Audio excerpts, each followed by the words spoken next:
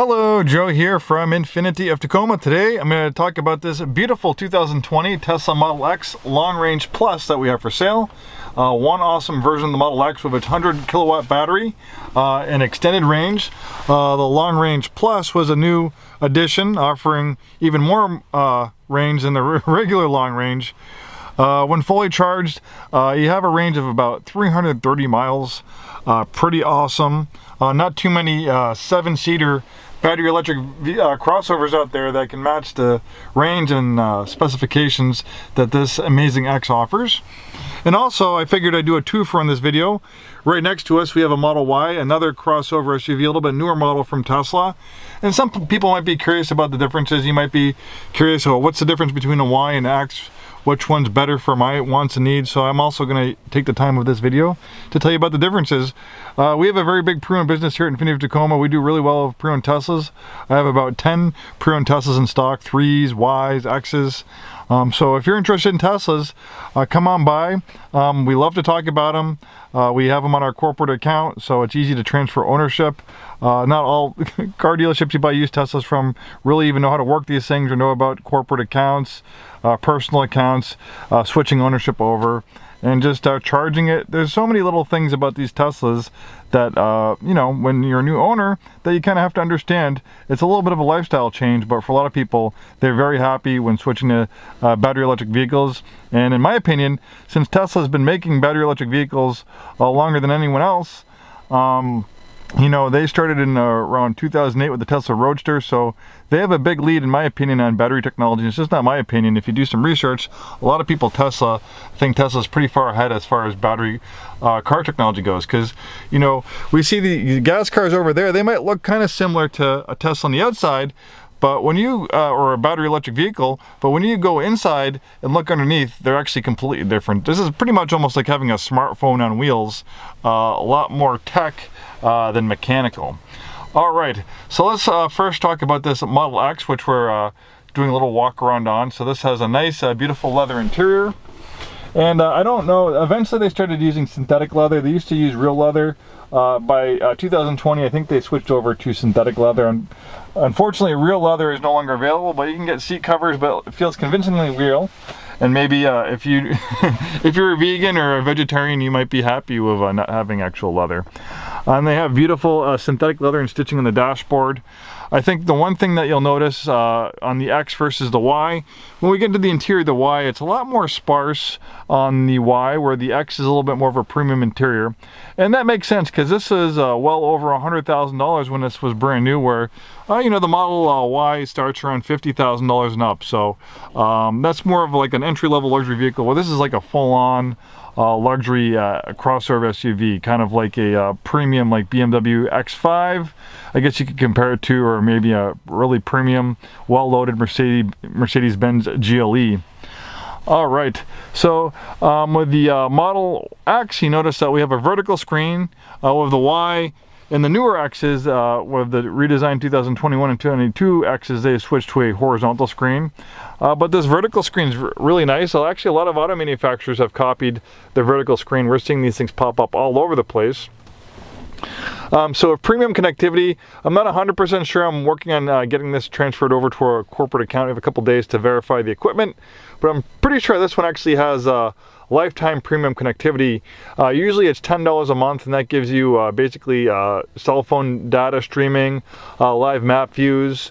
You can watch Netflix, you can watch YouTube. I'm not 100% sure, but I'm pretty sure that this has premium connectivity for the life. Usually it's $10 a month, but this is included as something that you're never gonna have to pay for on this particular X, if that's the case. Really awesome stuff. Charging, you can use a navigation system to find supercharging. And that's the one ace in the hole that Tesla has versus everyone else, is everyone else is relying like on third-party charging. And it's not cutting the mustard. I know a lot of people who've bought other EVs and they needed to road trip. You know, there's one story about someone who had a regular road trip from Boston to New York City quite often. They had a non-Tesla EV and it just wasn't working. They could not find reliable charging to make that trip, so they traded it in for a Tesla. Tesla has 30,000 superchargers, actually more than that now, throughout the world, the majority of them in the United States. So you can see for supercharging, There we go. For supercharging, we have two options within 6 miles. There's one in Federal Way, one in Auburn. So you can get a full charge in about 35 to 45 minutes. And here's a little Tesla tip for you. Even if you know where the supercharger is, always navigate to it. And I can tell you why, because it'll actually start preconditioning the battery for faster charging. It'll start getting that battery to a happy running temperature so it charges a little bit faster. So that's a little Tesla tip. Always navigate to a supercharger. Great backup cameras. And obviously sensors and cameras throughout. And then we have the amazing Falcon wing doors, which we'll talk about soon, very unique to this vehicle. And then for other charging, we have destination charging, so that's like we have hotels. Then there's like a level 2 charging, which is not fast charging. At level 2 charging adds about 30 miles per range per hour. So maybe if you're at the mall, you know you're going to be 2 or 3 hours, you put it on the level 2 charger. That way you don't get idle fees or billed for leaving your Tesla on the supercharger, which they'll do if you just leave it there and it's done charging, if you're going to take longer than 35-40 minutes. All right, let's talk more about this vehicle. So much to talk about, and I try not to make these videos too long, but man, there's just so much to cover. All right, so this has a smart air suspension, so it's a smart adjustable suspension. Really amazing. That's something you don't get with the Y. The Y just has a regular suspension. If you get the performance Y, it has a lowered performance suspension. So that's another difference with the getting the X, is you have a little bit more of a nicer suspension. So this has dual motors. It has one in the front and one in the back. That gives it all-wheel drive. It also makes it very quick, 0 to 60 in about 4.5 seconds. Top speed about 150 miles an hour. And then what about batteries? So what does 100 mean in the name? You might say, I see Model X's out there that say 70, 75, 85, 90, 100. What's the difference? Well, the number is the size of the battery. So this has a 100 kilowatt battery pack versus some of the older X's, or lower on the totem pole, 75 kilowatt battery pack. So the 100 kilowatt means it has the large battery pack, and that gives it more range. And oftentimes when you have a larger battery pack, it also gives it more power. So charging, we have this slider right here. With the lithium-ion battery, Tesla recommends you don't charge the battery 100% all the time during normal use, just to keep a happy life. Only charge it to 80-90%. You can use your phone, or you can use a slider to limit charging. And then when you have a road trip, you know you're going to drive a long time, then you can set the slider so it charges to a maximum level for those road trips. Pretty cool stuff. This has Autopilot. Autopilot features auto steer. So the auto steer allows this vehicle to brake and accelerate within its lane. This is an absolute godsend for people who drive in traffic. This also works on like roads like this, over in Pack Highway, stop and go traffic. But you need to be a little bit more vigilant. This will not stop for red lights. It will warn you. It will not stop for stop signs. It will stop for vehicles stopping in front of you. So you need to be extra vigilant. Basically, this system is used for highways. So it can steer, it can follow gentle bends in the highway and road. Also understand when you have the autopilot on, it's not going to slow down for corners. So if you're going 40 miles an hour, a hairpin 50 mile an hour corner comes up, it's not going to slow down. That would be something for the full self-driving, which this does have the full self-driving capability. Not the capability, I'm sorry, it has a full self-driving computer. So full self-driving software, it's either about $12,000 or $200 a month. But full self-driving software is still in beta. Only about 60,000 people are allowed to use it. If you buy it or subscribe to it, you need to have an almost perfect driving score for a Tesla allowing you to use it. So they monitor your driving, how fast you're accelerating and braking. So you have to have a pretty much perfect 90 out of 100 safety score in order to use the full self-driving. It's in beta, so it means even if you have the full self-driving, you have to keep your hand on the wheel and pay attention. I think when full self-driving is completely solved and it's not in beta anymore and you don't need to pay attention, you can take a nap, the car can drive itself potentially as a robotaxi, then it's going to be well worth the money. Obviously, if you like the latest and greatest in tech features and you have a little bit extra, a little extra bread in your pocket and you want to pay the extra money, well, have at it. It's really cool. But it's also, up to personal preference. But some of the earlier Teslas, they do not have the full self-driving computer. It has to be installed. This one's already installed in it, ready to go if you do want to upgrade eventually to the full self-driving. But I can tell you the Autopilot with convenient features really does amazing stuff. Let's talk about the climate control system. The climate control system is really cool, very easy to use. And this has another ace up in the hole. See that? That's biodefense mode. So it's putting the HVAC system at full power. It's sealing all the air vents so air is not coming into the cabin. So when biodefense mode is on, it's actually cleaning and filtering the air. It has ginormous, huge HEPA filters in the front of it. These HEPA filters are so big it actually can't fit in the smaller Model 3. They can't put this system in the 3 because the 3 is just too small. These HEPA filters are actually a lot more like the size that you would get in a house, not in a car. In fact, this is the largest air filtration system in any production vehicle. And it actually can remove deadly particles. It can remove, you know, it can take dangerous air and make it safe. Tesla did a test. They put a vehicle, a Model X, in a polluted air chamber. They had people with safety equipment on inside the vehicle monitoring the air conditions. And it got to the point where it was actually safe enough for them to take their masks off inside the vehicle and they would not be injured. Another example, there were forest fires recently in California. A lot of people who had Teslas with the biodefense mode, they were able to shelter inside their Teslas and breathe, you know, cleaner air, much cleaner air, versus the smoky, very polluted air outside. So it's not a gimmick. This system really does work. Man, I'm going too long already. All right, let's keep this rolling. All right. So the cool thing about the doors on this, they open for you. Isn't that a wonderful luxury? They also have a soft close feature as well. Unlike the Model S, where the door handles pop out, you just push them and it opens. And of course you can close it yourself if you want, but really nice feature. Then we have the Falcon wing doors. And this is a really cool feature on the Model X. Look at that. I'm 6'2", so this makes it really easy for me to get in and out of the vehicle. You know, normally my head would be hitting the roof, but I can get in and out very, very easily. Lots of space. You have that button right there and it can close it.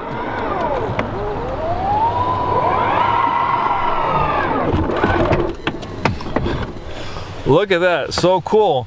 Oh man, look at this. Look at this huge windshield. Unbelievable.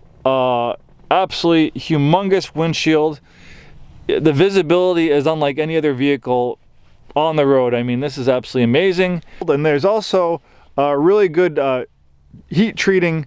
Well, it's able to filter out, I think, 98% of UV heat. So don't worry about this thing heating up inside the vehicle. They use these huge glass roof panels on leather vehicles, and it really does a great job filtering out UV heat and stuff like that. So you won't bake in here.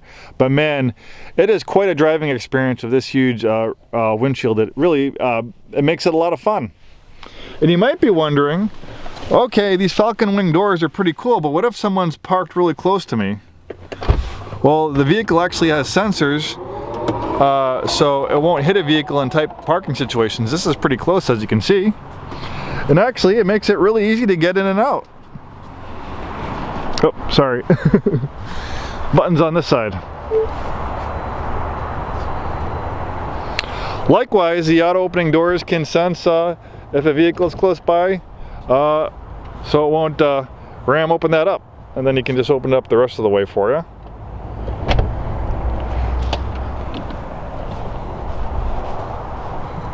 This one does have a tow hitch. When properly equipped, you can tow right around 5,000 pounds with the Model X. Not too bad. And look at all this cargo space. You know, not being like a conventional gas car, you just have tons of space in any Tesla. And you have more space up front in the frunk. And man, look at the styling on the X. Unlike anything else on the road. And look at this. Look at all this storage right here. This is also a safety feature. This is one of the safest vehicles on the road, especially for crossovers. Very low rollover risk, and rollover greatly increases your chances of injury. And the reason why it has a low rollover risk is because that big heavy battery is way down. You know, only like a couple feet off the ground, if that. So with such a low center of gravity, this thing handles amazing, but it's also pretty much impossible to roll over. Even when they do rollover tests, when they can kind of get on the roof, the weight of the battery just pops them right up back on the wheel. It's kind of like one of those punching dolls. You know, you punch it, it goes onto the ground and it just pops right back up. Amazing stuff. And styling wise, you can see, you know, the Model X is more of a premium crossover, where the Y is kind of more of a entry-level luxury crossover. So the styling is a little bit more muted on the Y, a little bit more simpler. You know, looking at the interior over here, you got wood and leather and stitching. And then of course you have doors that don't open itself. Where we get the interior in the Y, and it's very nice. I love the Y. I would love to have one of these myself, but you can see it's a little bit more sparse. Look at that big roof panel. It's probably the same material they use for the windshield on the X. Great job at filtering UV light. And then here we have a horizontal screen versus a vertical screen, but the newer X with the redesigned interior does have the horizontal screen now. So you can see you don't have a speedometer here. Everything is on the screen, where the X you have another screen here, speedometer. You have less buttons and knobs on the Y. You know, the climate control system is completely operated on the the vents are completely integrated in the vehicle, where you do have adjustable vents on the X. The newer one obviously is going to be a little bit different.